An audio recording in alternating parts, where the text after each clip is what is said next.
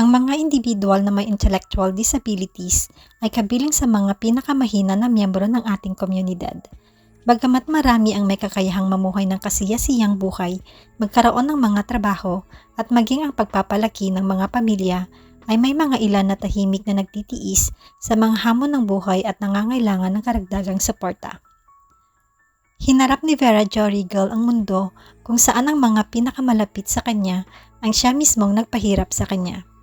Ang kahirapan, pagkalulong sa ipinagbabawal na gamot, kapabayaan at pang-aabuso ay nagsama-sama na lumikha ng isang bangungot sa kanya.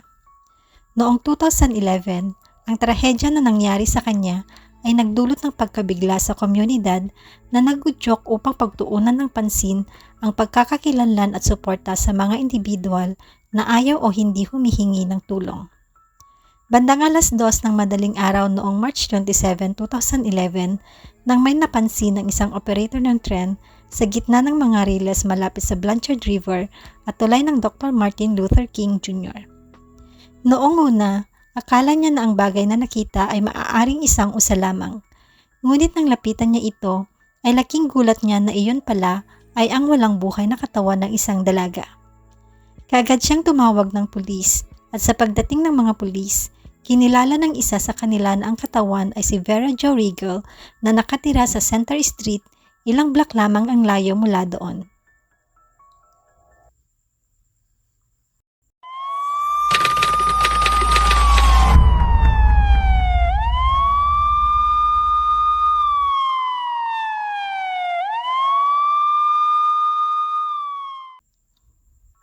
Si Vera Jo ay ipinanganak noong July 11, 1986 kina Verna Messersmith at Willard Regal sa Findlay, Ohio. Siya ay intellectual disabled at nagdusa mula sa Deficit Hyperactivity Disorder.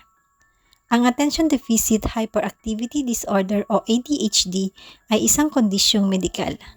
Ang mga bata ay karaniwang tumatanggap ng diagnosis sa pagkabata at ang kondisyong ito ay kadalasang tumatagal hanggang sa pagtanda.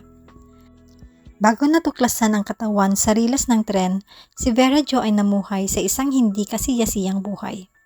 Siya ay 11 taong gulang lamang nang simulan siyang gamitin ng kanyang ama. Ang kanyang ama ay napatunayang nagkasala at nasintensyahan ng 20 taon na pagkakakulong sa Allen Correctional Institution ng Lima. At nang makulong ang kanyang ama, ay ang bagong kasintahan naman ng kanyang ina ang sumunod na umabuso sa kanya. Si Vera Jo ay nagtataglay ng pag-iisip ng isang 8 taong gulang na bata.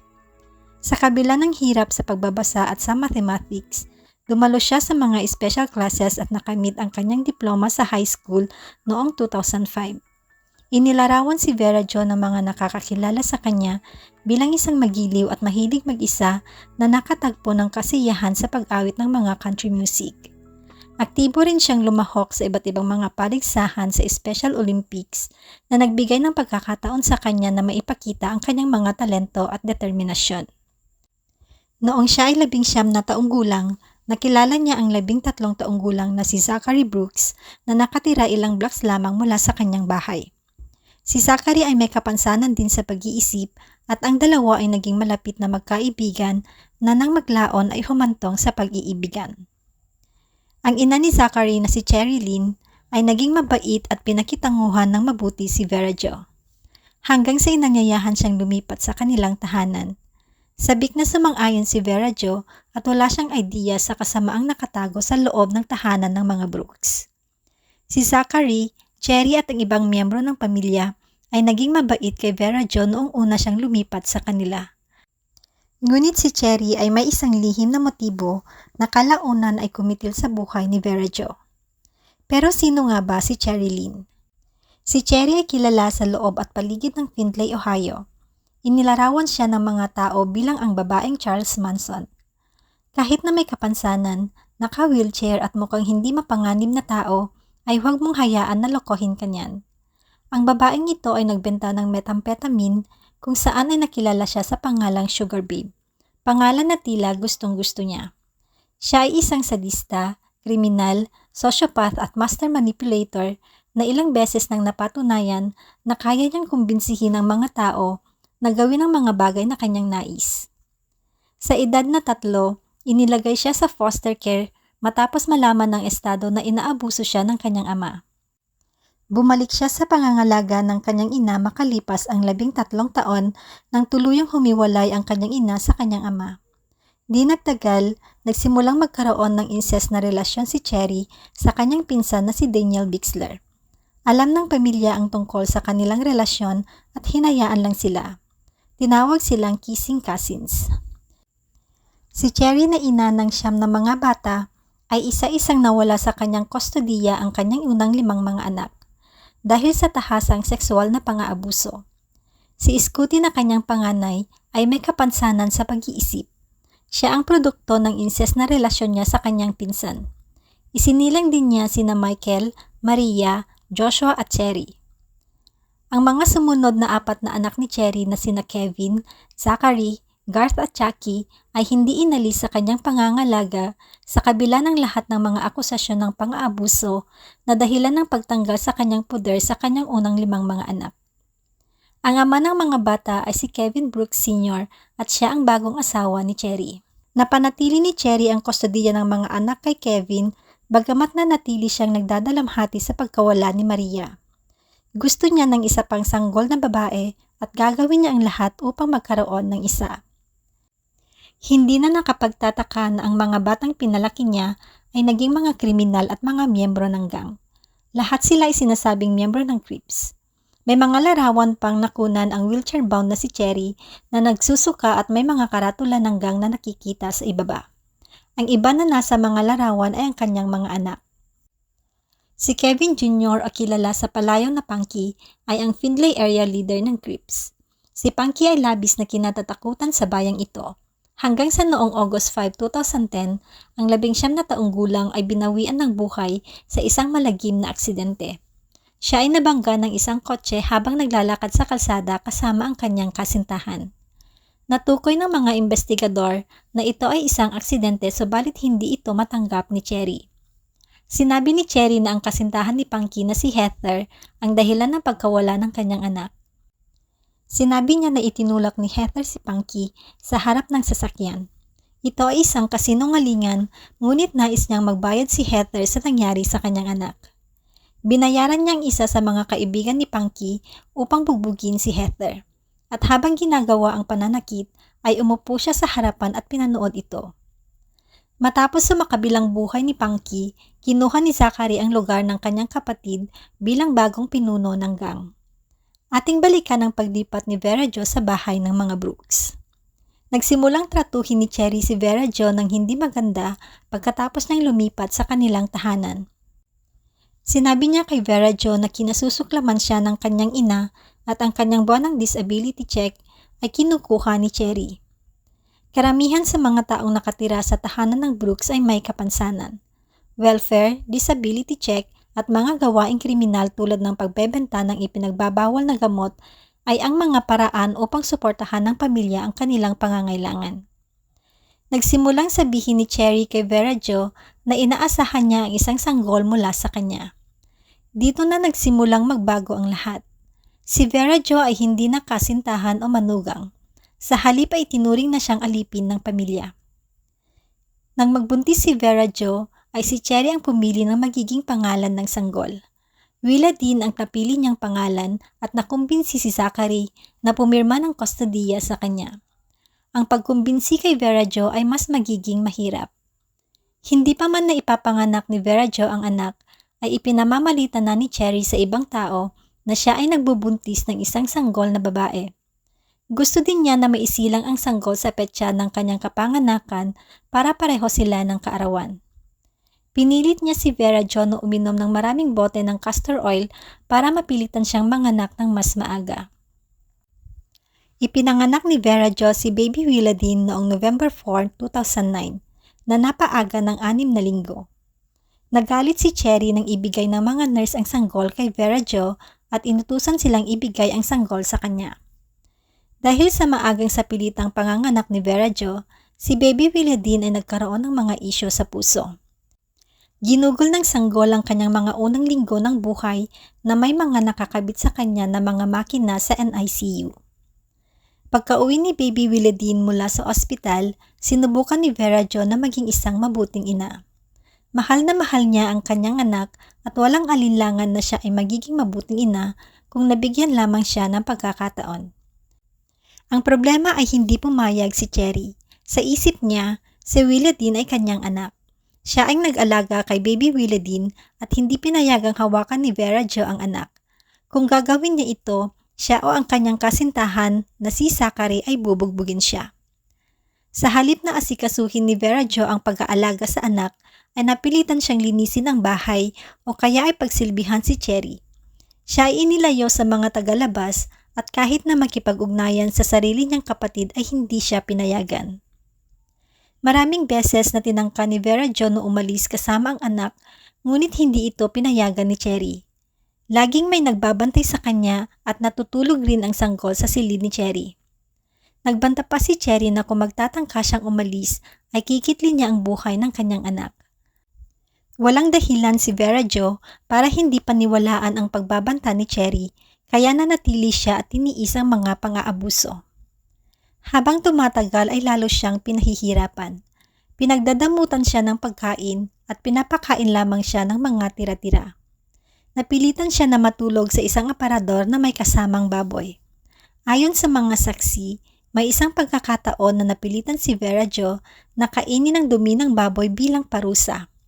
May pagkakataon din na siya ay sinaktan dahil kinain niya ang KitKat bar na inilagay sa altar para sa namayapang si Punky.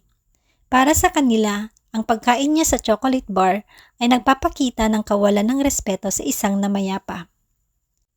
Samantala, ang mga nakasaksi sa malaimpyernong buhay ni Vera Jo ay nagulat ng pang-aabuso sa Department of Children's Services at sa pulisya.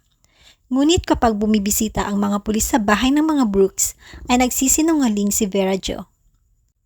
Natakot siya na magsabi ng totoo at inuutusan siya ni Cherry na sabihin na siya ay nahulog sa hagdan o kaya ay magbigay ng ibang dahilan na maaaring makita sa sino mang may kapansanan sa pag-iisip. Sa isa sa mga pagbisita ni Vera Jo sa ospital, dahil nabali ang buto ng kanyang ilong na gawa ni Zachary, ay napilitan siya na sabihin na ito ay gawa ng isang kasintahan. Pero sa mga nakakaalam sa totoong sitwasyon niya sa bahay ng mga Brooks, ay hindi sila naniniwala dahil si Vera Jo ay hindi kailanman pinahintulutan na makipag-ugnayan sa sinuman na tagalabas. Sa kabila na may mga baboy na naninirahan sa loob ng bahay at ang bahay ay napakarumi na hindi naaangkop na tirahan ng isang sanggol, ang mga opisyal ay hindi man lang namagitan at inalis si baby Willadine o nagpakita ng anumang concern sa isang may kapansanan sa pag-iisip. Nawalan ng interes si Cherry kay Willadine noong unang bahagi ng 2011. Gusto niya ng isa pang sanggol na babae at gusto niya na mawala na sa bahay si Vera Jo. Ngunit may isang problema. Kung aalis si Vera Jo, alam nila na madali niyang makukuha ang kustodiya ng anak na si Willadine at iyon ay hindi pwedeng mangyari. Kaya si Cherry, kasama ng kanyang pamilya, ay nagsimulang planuhin ang pagkitil sa buhay ni Vera Jo. Nagplano ang pamilya ng iba't ibang mga paraan tulad ng pag-overdose sa kanya ng ipinagbabawal na gamot pagkatapos ay iwan siya sa riles ng tren. Hindi siya makikita ng tren at siya ay magkakadurog-durog kapag siya ay nasagasahan.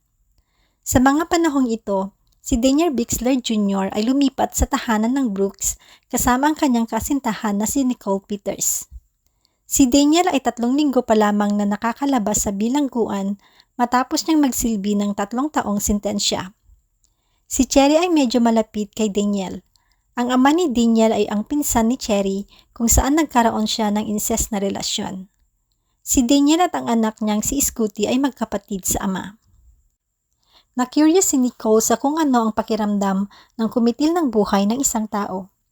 Nakita ito ni Cherry na isang magandang pagkakataon at naisip niya na ang dalawa ay perpekto para sa paglutas ng kanyang problema kay Vera Jo. Nagsabi siya ng mga kasinungalingan sa kanila laban kay Vera Jo. Sinabi niya sa kanila na hindi ang kasintahan ni Punky ang kasama ng anak noong gabi ng insidente kung hindi ay si Vera Jo. Sinabi niya na si Vera Jo ang nagtulak kay Punky. Pagkatapos ay hindi pa niya iginalang ang kanyang biktima sa pamamagitan ng pagkain ng candy bar na inilagay para kay Punky. Sinabi rin niya na nag-spray din si Vera Jo ng mace na naging dahilan upang malaglag ang ipinagbubuntis ni Shannon. Dagdag pa niya, inaabuso rin ni Vera Jo ang kanyang anak na si Willadine kapag walang nakatingin sa kanya. Kaya kailangang mawala ni Vera Jo para sa lahat ng mga ginawa niya. Naniwala at sumang-ayon naman ang dalawa na gawin ang maruming plano ni Cherry. Nagsimulang saktan at pahirapan si Vera Jo 4 na araw bago niya sinapit ang trahedya. Araw-araw ay paulit-ulit siyang sinasaktan. Ang anak ni Cherry na si Chucky ay nagtali ng isang padlock sa dulo ng isang sinturon at ito ang ginamit ng bawat miyembro ng pamilya upang pahirapan siya. Sina Daniel at Nicole ay nagkakaroon ng excitement sa pamamagitan ng pagpapahirap kay Vera Jo. Sila ay titigil saglit sa pananakit, magkukulong sandali sa kwarto, pagkatapos ay babalik sila para saktan ulit si Vera Jo. Naganap ang mga pagpapahirap kay Vera Jo sa kwarto ni Cherry. Noong March 26, 2011, pagkatapos ng pananakit, sinabi ni Daniel at Nicole na mamamasyal sila kasama si Vera Jo. Inutusan nila siyang isuot ang kanyang sapatos. Sa mga sandaling iyon ay takot na takot si Vera Jo. Pinakiusapan niya si Scooty kung maaari ba siyang sumama sa kanila dahil natatakot siya para sa kanyang kaligtasan. Kinuha ni Scooty ang kanyang sapatos, ngunit nang bumalik siya ay may hawak ng kutsilyo si Zachary at sinabi sa kanya na hindi siya sasama sa kanila. Si Vera Jo ay pilit na pinalabas ng bahay ni Daniel at Nicole. Pero bago siya lumabas ng bahay, ay nagsabi muna siya kay Cherry ng "Good night, Sugar Babe." Pagkarating sa Mayriles, tinanggal nila ang kanyang saplot sa napakalamig na temperatura. Nababalot sa ilalim ng madilim na kalangitan sa gabi, isang beses na sinaksak ni Nicole si Vera Jo. Ipinasa niya ang kutsilyo kay Daniel, sabay sabing, "Ipakita mo sa akin ang iyong pagmamahal." Tumugon naman si Daniel sa pamamagitan ng pag-atake kay Vera Jo ng ilang beses sa kanyang dibdib, likod at sa lalamunan. Sinaksak rin niya ito sa binti para hindi siya makatakas. Binawi ni Nicole ang kutsilyo at inatake pa ng paulit-ulit si Vera Jo. Habang tinatangka ni Vera Jo na ipagtanggol ang sarili, umiiyak siya at sinabing hindi na siya makahinga. Nang mapagtanto nila na malapit nang mawalan ng buhay si Vera Jo, ay inihiga nila siya patagilid sa riles ng tren at iniwan siyang mag-isa sa napakalamig na temperatura. Matapos umalis sa pinangyarihan ng krimen, ay inihagis nila sa isang lawa ang kutsilyo na kanilang ginamit. Alam ng grupo na may tren na dadaan ng bandang 2:00 ng umaga. Umaasa sila na kapag nasagasaan ng tren ang katawan ni Vera Jo, ay magkakadurog-durog ito at hindi na siya makilala. Ngunit ang mga pangyayari ay hindi umayon sa kanilang plano dahil si Vera Jo, bago nawala ng hininga ay nagawa niyang igalaw ang kanyang katawan na naging dahilan upang hindi siya mahagip ng tren. Natagpuan ang kanyang walang buhay na katawan kinabukasan. Unang inakala ng mga pulis na si Vera Jo ay nabundol ng tren ngunit iba ang ipinakita ng kanyang autopsy. Natukoy ni Dr. Mark Fox na si Vera Jo ay nagtamo ng 21 saksak at dumanas ng blunt force at matinding force trauma sa kanyang katawan, ulo at mga binti. Sinabi rin na ang pag-atake sa kanya ay ginawa mismo sa riles ng tren kung saan natuklasan ang kanyang katawan. Pumunta ang mga pulis sa tahanan ng Brooks upang tanungin ang pamilya. Isa-isa nilang kinapanayam ang bawat miyembro ng pamilya, pero pinayagan si Cherry na makinig sa bawat pagtatanong. Maliwanag na lahat, literal na lahat, ay natatakot sa babaeng ito. Sinubukan ni Cherry na isisi ang krimen sa isang tao sa labas ng pamilya. Sinabi niya na ang kasintahan ni Vera Jo ang gumawa nun sa kanya. Ngunit ang tanging kasintahan lamang ni Vera Jo ay si Zachary. Nakakita ang mga pulis ng ebidensya sa loob ng bahay tulad ng dugo ang sweatshirt ni Nicole, sagwan at sinturon na may nakataling kandado. Nakita rin sa video surveillance si Zachary na naglalakad kasama sina Daniel, Nicole at Vera Jo sa riles ng tren ng gabing iyon. Inamin ng magkasintahang Daniel at Nicole ang krimen at dinala sila sa pulisya. Sinabi nila sa mga pulis na binigyan ni Cherry ng ipinagbabawal na gamot si Vera Jo at kinausap sila na kitlin ang buhay ng dalaga. Tinuruan pa sila kung paano ito gagawin. Kumuha ng plea deal sina Daniel at Nicole. Si Daniel ay sinentensyahan ng 40 taon na pagkakakulong para sa pagpatay kay Vera Jo at si Nicole ay nakatanggap ng 24 na taon na pagkakakulong sa kasong conspiracy. Inaresto rin si Zachary at nasintensyahan ng 4 na taong pagkakakulong dahil sa obstruction of justice. Hindi kinasuhan si Cherry kaugnay sa nangyari kay Vera Jo, ngunit siya at ang kanyang asawang si Kevin Brooks Sr. at isa pang anak ay nahatulan ng pagbebenta ng mga prescription drug noong 2014. Gumugol din siya ng 10 araw sa bilangguan para sa pakikipag-ugnayan sa isang menor de edad habang naghihintay ng paglilitis. Noong 2015, nasintensyahan siya ng 40 buwan sa federal prison at siya ay nakalaya na sa ngayon. Ang Ohio State ay binawi ang parental right ni Zachary at isang mapagmahal na pamilya ang umampon kay Baby Willie Dean. Inihimlay si Vera Jo sa Knollcrest Cemetery at noong 2013 ay nakatanggap siya ng isang magandang bagong lapida na may nakasulat na Vera Jo Messersmith. Malaking bagay ito dahil palaging kinasusuklaman ni Vera Jo ang apelyido na Rigel dahil sa pang-aabuso ng kanyang ama noon. Noong 2015, nakilala ni Zachary ang isang babae at nagkaroon pa ng isang anak. Siya ay naaresto noong 2020 at ipinadala sa bilangguan dahil sa pagnanakaw at felonious assault. Siya ay sinintensyahan ng 4 na taon at inaasahang papalayain sa November 2024. Hanggang sa ngayon, sina Daniel at Nicole ay nananatili pa rin sa likod ng mga rehas.